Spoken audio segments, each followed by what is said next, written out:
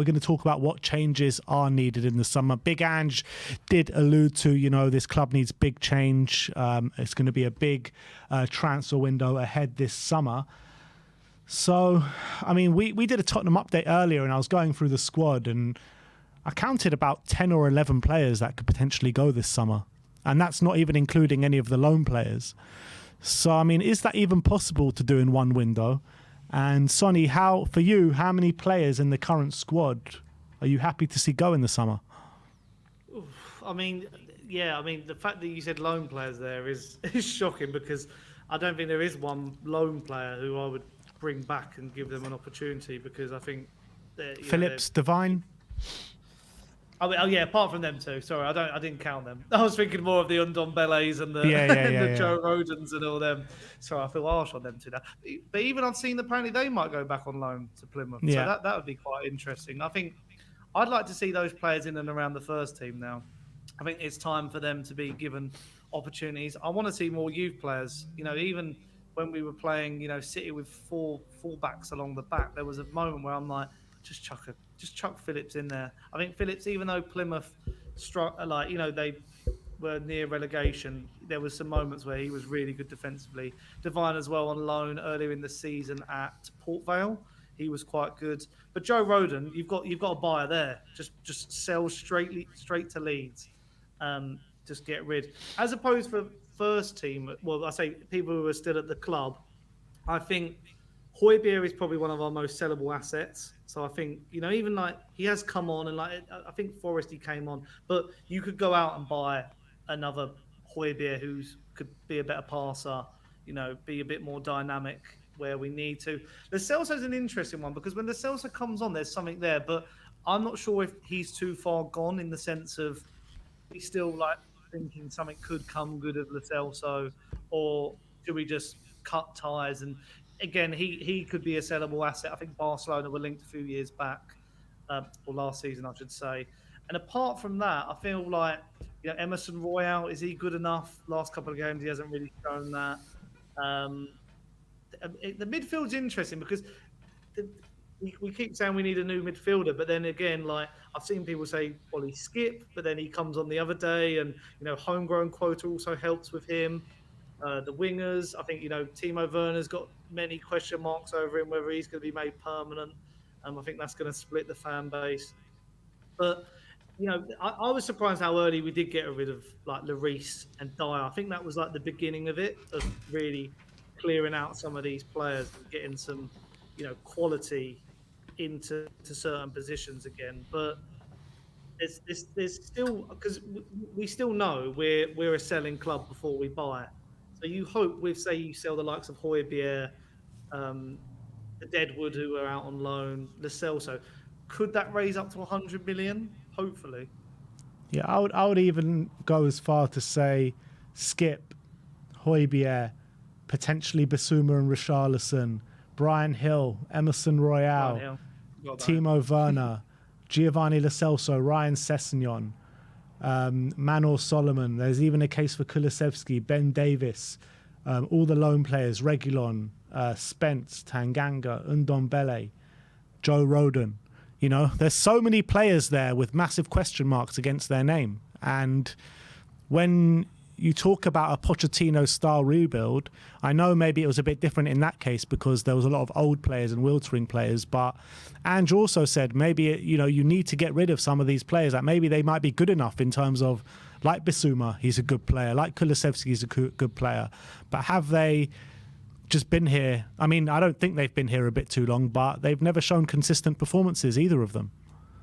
And sometimes it's like square peg round holes, isn't it? Like Højbjerg, fantastic for Mourinho, great for Conte, doesn't work for this system. So, and as I keep saying, if they're a sellable asset, because, you know, we're not going to sell maybe like, you know, Maddison or someone like that, like to really turn a good profit, we've got to sell little players. And even like, you know, I was saying about sentimentality. Part of me is like, oh, Ben Davis, but time to probably cut that now. You know, time to get rid of. He's not, don't touch my Ben Davis.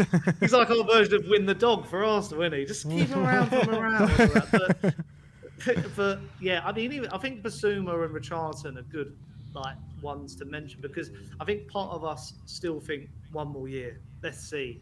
But if we can get Ivan Toney for 30 million, or the problem I have is I think when it comes to midfielders and this six, I don't even know a name to really suggest anymore, because I think that market is so crazy that I just don't know. But then you look at maybe Nico Williams for wingers, or looking back at Antonio Nusa. There are viable options. We're being linked to some really good players. Even nothing much came from Santiago Jimenez being at the North London derby. He's probably watching Arsenal.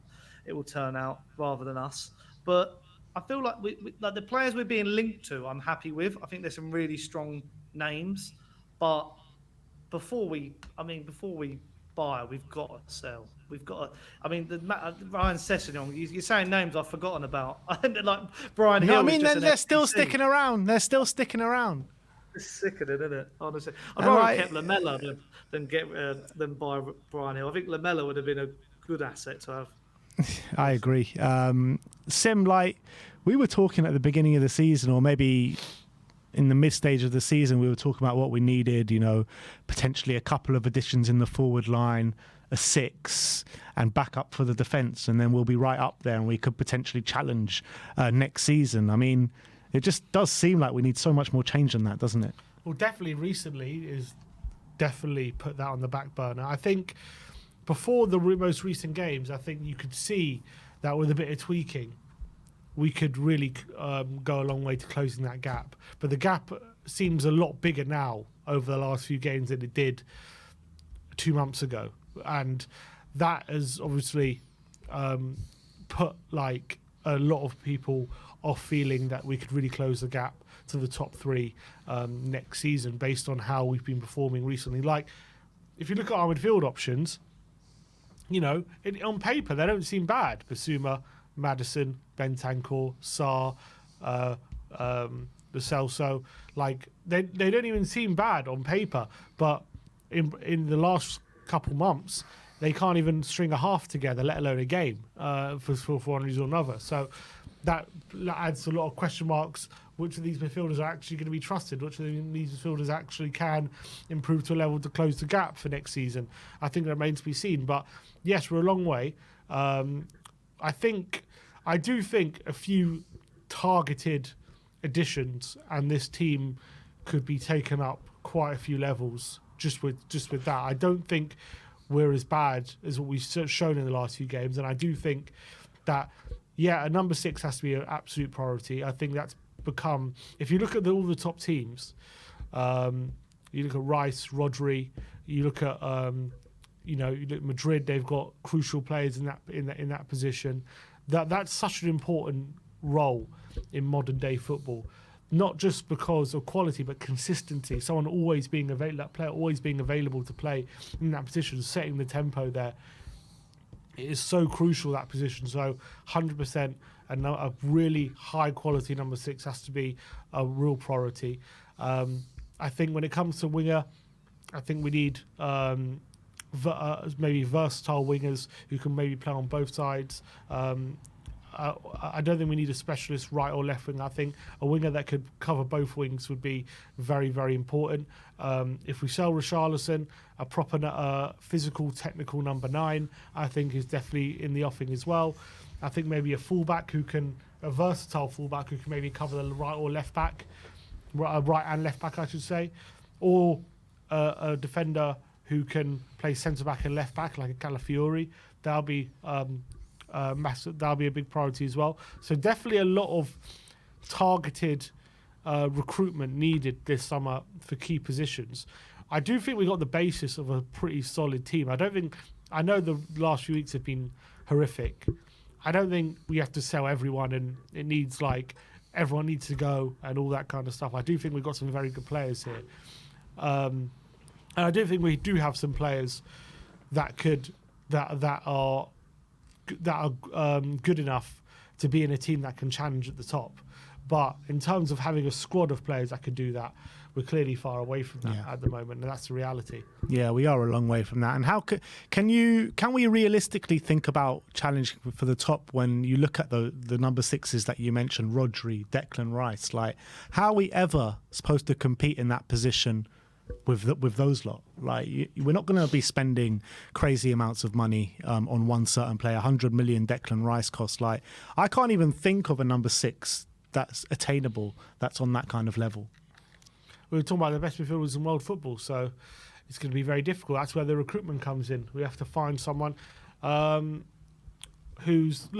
was signed, for 50 million from, or probably more than that, from Atletico Madrid. Everyone knew how great he was. Rice was signed for 100 million. These were signed as some of the best midfielders in Europe. So isn't that what we need to do, though, to bridge that gap? Yes, I think so.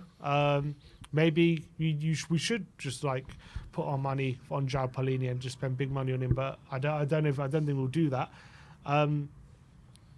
But you could also recruit. You could also find. I'm not saying buy a youngster, but you can find value in players which maybe not necessarily that you see, and maybe you can get a step ahead of other teams. I don't know. It's difficult. It's very difficult to find the players who can compete in that number six with what we're competing with. It's going to be near nigh on impossible. But that's the challenge. That's what we've got to try and do. I mean, I can't sit here and say we're going to spend 100 million on a player who's going to be as good as Rice or Rodri, because we're not. But it doesn't mean that whoever we sign is not going to be good enough.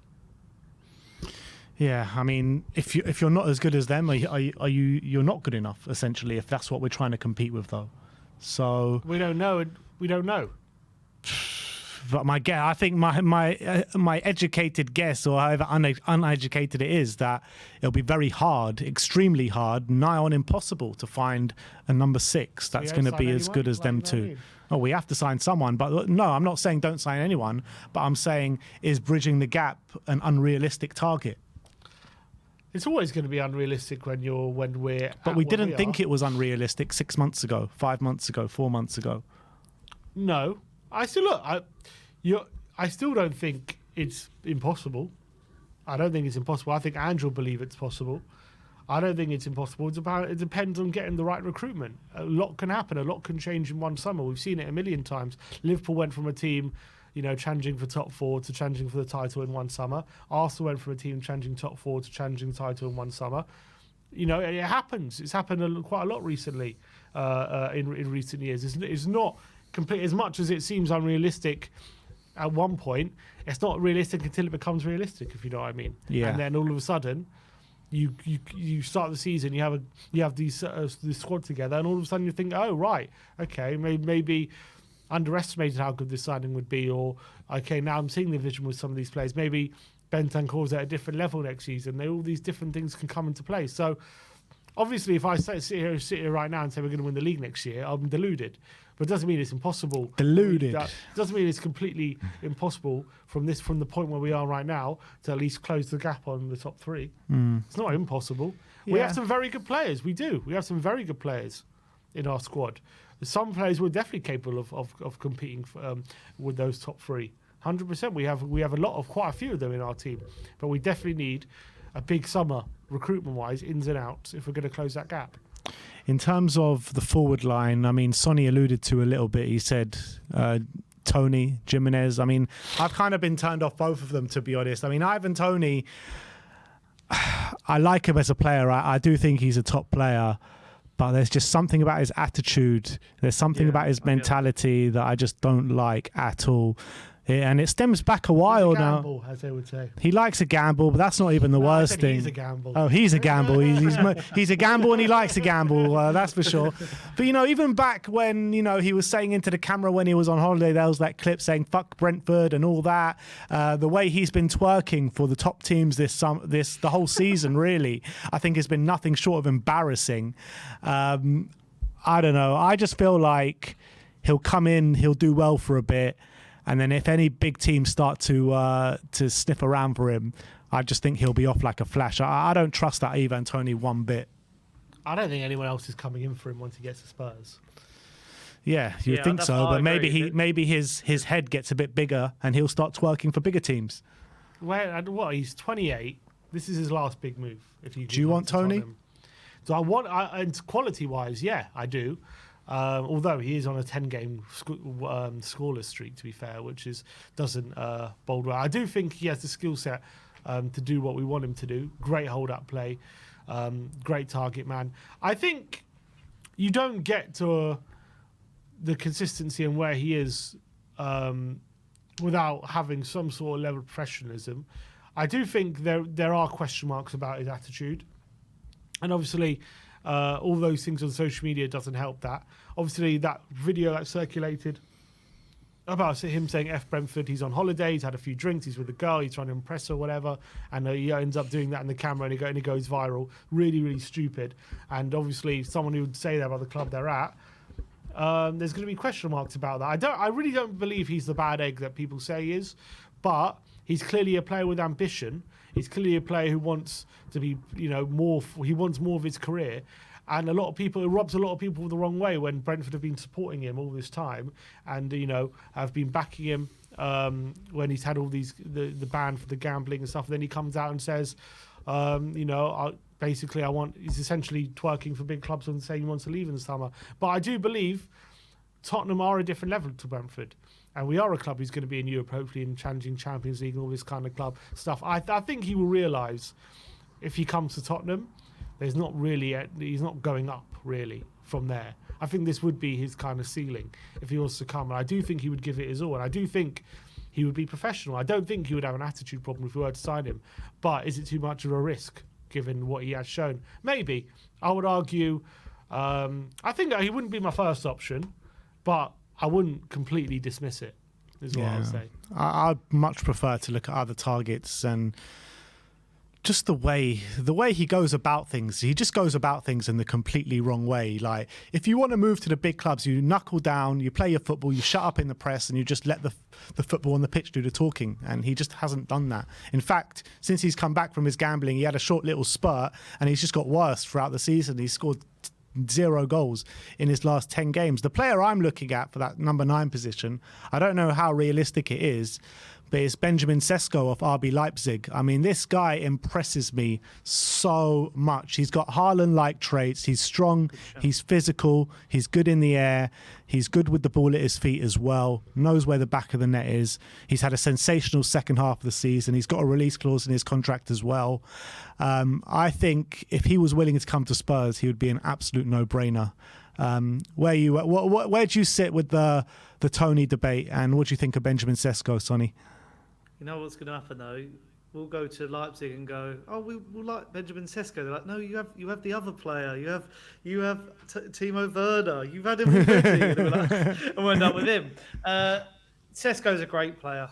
The problem is the striker market is pretty much more like any part of any area on the field. Like we were just saying with the sixes, you either, chuck money at £100 million Victor Osimhen, who we're not going to sign, or anyone like that, or people who aren't going to leave, Ollie Watkins, Alexander Isak, people like that. Or you take a punt on an unknown player who could still cost a lot. Look at Rasmus Højlund or someone like that. Or you take a punt on someone else from a lower league from around Europe for 50 million or less, 40 million, and you don't know what they're going to be like. Are they going to be Vincent Janssen, or are they going to be Pavlyuchenko? I don't even know what name to throw out there. But it's just so hard to know. I think Tony works well on paper. That's why I suggested him. If he is going to be worth 40 million, I think at the moment, when it comes to his attitude, I think he's big fish in a small pond. Brentford have not had a good season, probably off the back of him not being there. Whereas if he comes to us, I back him to be quite good because, Sim alluded to earlier, we've got a good selection of players. If the ball's getting fizzed across the box or Maddison's putting in, a ball through the middle, Tony's going to score it more than Richarlison is my offering of that. The problem is, I keep saying about the current striker market. We've been used to watching Henry and Drogba in the Premier League, and now we watch Darwin Núñez, Nicholas Jackson, and those sort of guys who are like erratic finishers. So it's really hard to know what avenue we're going to go down because That's why I said Santiago Jimenez as well. But again, he's just such an unknown entity. That league is so hit and miss. Um, it's just so limited. I think Tony is like just. It seems to be the only name I can really. I can see us. I can see us going for it, but then I can also see Arsenal going for exactly the same targets as us this summer because they're, really would love a striker. Do they go for Tony? I think they might have been a bit put off him, after, the arguments you were putting forward there, Ben, are similar to probably what Arsenal are thinking. Attitude, do we need a player like this when they're building such a good, unit? Do they need a problem? Apart from that, I think Cesco is a great idea. Again, he's on that cusp of, he's like the Hoyland one. It's like, are we going to really compete to get a bid in for him? But it's just disappointing that we miss out on the likes of Isak, and there's no other player where I can actually put my finger down and go, that's a striker that one I can see us getting. Or we'll probably end up signing Chris Wood on a free. You're not wrong there. In terms of wingers, though, there's plenty of wingers about, aren't they, that Spurs should be going for. Nico Williams, I think one of you guys mentioned him before, £43 million release clause, or euros, it could be release clause in his contract. He looks like completely fit to what we want to do. And there's obviously the two lads at Palace as well. I think Michael Elise has a £60 million release clause this summer. And Eberechi Eze, there was all that thing when Palace played Spurs a couple months ago when he had a box there. He was entertaining his guests. He's with CAA Base, who are obviously very close links to Spurs. So do you reckon any of those are realistic? Again, all the top clubs are going to be going for Elise. I think, Chelsea went for him last year, and then they went for Noni Madueke. Eze is the one I like. I just think Eze is a versatile option. I think Sim was alluding to versatile players. He can play on the wing. He could play through the middle. He offers a bit more of a bit more than Maddison in the sense of better dribbler. I think more direct. I think whereas Maddison likes to drop deep, Eze could stay a bit further up the field. I'm thinking of other. Another six that's come into my mind who's been linked was Onana. I wanted to bring up Everton. I think he could be a good option, but then again, it's just so weird to think that these players. I'm just trying to imagine them in this system now. It's this way like Ange plays, and could you see it? Is Onana just a bit like a Basuma? Is it going to be like a cheap fee? That does he actually work in the team? He's used to Sean Dyche football. A winger, Rafinha. He's only 22 though, Sonny. Yeah, so he could actually be I think that's a good viable option. He looks like he's cementing himself in the Belgian team, but Rafinha keeps coming up as an option from Barcelona. And then again, it's like you can put them into like a Venn diagram of problem big name signings like Tony and Rafinha, or unknown entities that could come good. But it's the same with Rafinha. I watched him against PSG in the Champions League. Was it the quarterfinals? And he looks good, and then it's just like, but apparently like those were like his first goals in a while for them, and I'm like, it's going to be another, and I can't see the thing I've noticed from watching, a bit of Ange's Celtic last year. I don't think Ange takes any rubbish. He does, and I think Tony, Rafinha, they'll bring some baggage and some aura, and we've been at Barcelona. Tony thinks he's the bee's knees, whereas at least with these younger options, Ange can, make them have this mentality and take them on this journey he wants to take them on, sort of thing, which I think he's trying to hone into the signings he's already made. Like all of his signings were, they all mentioned the phone call with Ange, didn't they? I spoke to him, and I can imagine Tony having a phone call and maybe putting it down on him. So I'm just like thinking, I'm not sure about this. I want Real Madrid. Go back to what you said about Onana. I was a big fan of him, and I was like, I really wanted him in. But I look at Everton at the moment, and their good form has coincided with them dropping Onana from the midfield. And I don't know how much to read into that. But I don't know. Like, I was a big fan of him, but now I'm questioning it a little bit. Like, he's been completely dropped on the Everton side. Yeah, but I guess when you're at the this stage of the season for Everton, you need some just proper shit houses who are gonna. But you would think he's a big fighter. It's just, it's weird, isn't it? It's almost like it's what we were saying earlier. Maybe square peg, round hole. Maybe he's just not suiting what they need. A winger who's just popped into my head is it Bakayoko from PSV? Yeah, I love him. Great player. Like, it's just him and Williams are like perfect. I think they'd be the ones that I'd be trying to go for. It's just, I just don't know where Tottenham sit in this pecking order. I don't know if you two can answer this. In this pecking order of European teams. Of if we were to even like last year, I was so surprised we beat I don't know how much they were in for him. I was still surprised we beat Newcastle to James Maddison. So Tottenham can sort of sign someone against the run of play. But then this summer, when you think about what we've spoken all about today, Europa League over Champions League, can we really convince these targets? Because also what's funny enough is we're talking about all these targets. They're probably, Johan Lang and Paratici and all that. They know who they're going for. They probably knew who they were going for a couple of months back. So it's just, I'd like to throw that question to one of you guys. Where do you think Tottenham, that can we compete? Say we're going with this summer, Newcastle, Villa. Do you back up? I think we can compete. Financially, we can. I think financially we can. Wages up against Newcastle might be a bit of an issue.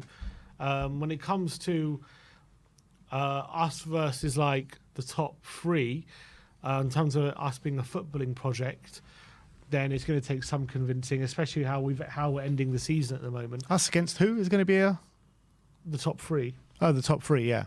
We're a level below them. I think apart from that, we're a match for anyone, if not a more viable option than anyone. I think we can compete with most but teams. What you're saying about our wages, we've got so much big wages off the books recently. Harry Kane's gone, Hugo Lloris is gone, Perisic is gone. At the end of this season, you're looking at Højbjerg is going to be going. Timo Werner, we're paying him 160 grand a week. He's probably going to be going at the end of the season. So actually, we don't have that many big earners on the books anymore. So surely this summer we'll be adding to that. Surely. Yeah, but we have a very strict structure, don't we? Wage structure. So. But what I'm saying is that yes, we have a strict wage structure, but all these players that we were paying big money are going to be off the books. So we're going to have a lot of leeway. We'll have leeway. A lot. But it's whether we're going to be offering more wages than the likes of Villa and the likes of Newcastle. Maddison's coming straight away on 170 grand a week. Yeah, and he's a senior player, and that makes sense. England international, but like if a young 22-year-old I'm trying to think who's like a young 22-year-old winger or something. Yeah. If Newcastle are coming in for him and they're willing to pay nearly 180 grand a week, are we going to match that? I don't know. That's the thing. Depends who it is, I guess, but. I think we like to keep our structure. I don't think we want to be paying over the odds for younger players in terms of wages. We're still good for FFP, aren't we? Unlike maybe Newcastle are on the cusp. So I see Newcastle not spending too much. Maybe Villa probably will have a bit. But even I look at that Villa squad, and I could imagine Emery looking at it going, "Do we need to change much?" And maybe he's a bit naive in that regard. Whereas, I still back us. I think, when it comes to, at the end of the day, if City, Liverpool, or Arsenal want someone over us, they'll probably blow us out of the water. But they're playing their players 200k plus. The likes of some of them. Eddie Nketiah is on 100k, and apparently Ipswich is sniffing around him. So he's going to have to take a massive pay cut to leave. So Nelson as well, Reece Nelson as well. It's just ridiculous. So. I've always, even when when we were being made fun of our wage structure, I actually think it's a good thing because it teaches players that they've got to earn. When Chelsea were putting youth players on 100k a week, like Loftus-Cheek, then they can't get rid of them. So then you have that issue. Whereas I think we're quite respectable, and when you do think about it, I still think, why wouldn't you want to sign for Spurs? I know everyone goes stadium and training ground and all that stuff. And, still looking at this season, I'd like to think that any up and coming player, or even Tony, if he is a bit of a silly bugger, would look and go, I'd like to play under Postecoglou in this Tottenham side. I could imagine it would be like a step up, not like I'm going to have another step up after this. I could take this team to the next level, not I go to the next level at another club. Yeah, but if we want to compete with the teams at the top, we're going to need to start breaking these kind of structures. We saw when Spurs were under, at Pochettino, when we were at the peak of Pochettino, we had all these players, all these players were like kind of the leading players at the Premier League at the time in terms of a performance level. And we all know they were talking within each other saying we need to get paid more. Why aren't we not getting pay parity with the top players in the league? That's what our performance level is. So if we want to be at fighting with the top, we need to be thinking of you having the same pay structure or at least improving ours massively. That's the reality. It's even like Arsenal, isn't it? Like I hate bringing them up, considering this is a Spurs thing, but look how they've changed their. Everyone was slating the Cronkies, and we all slate Levy, but he has changed. He's gone right. Here's £100 million for a player. Here's let's go and get Jurien Timber. Let's go and get Declan Rice. Let's go and get all your players. Let's get rid of Mustafi. Let's get rid of Socrates. Let's up the wages. Let's and it's improved. Like everything's improved. Even from the atmosphere at the stadium to the squad. And they went out and they you could say took a risk, but Martin Ødegaard looked like he was treading water at Real Sociedad at the time, and they were like, no, this player's still good. And I know it's about a coach improving a player, but their recruitment has gone up tenfold. Their coaching staff has improved. They've brought in the likes of set piece coaches and all that sort of thing that we need.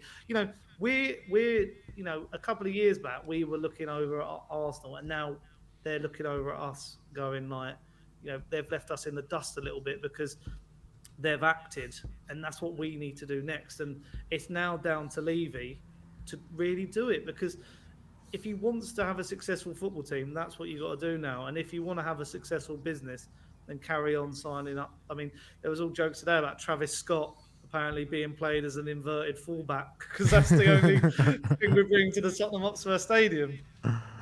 Yeah. Anyway, I think we can all agree that a big summer of change is most definitely needed at Tottenham this summer.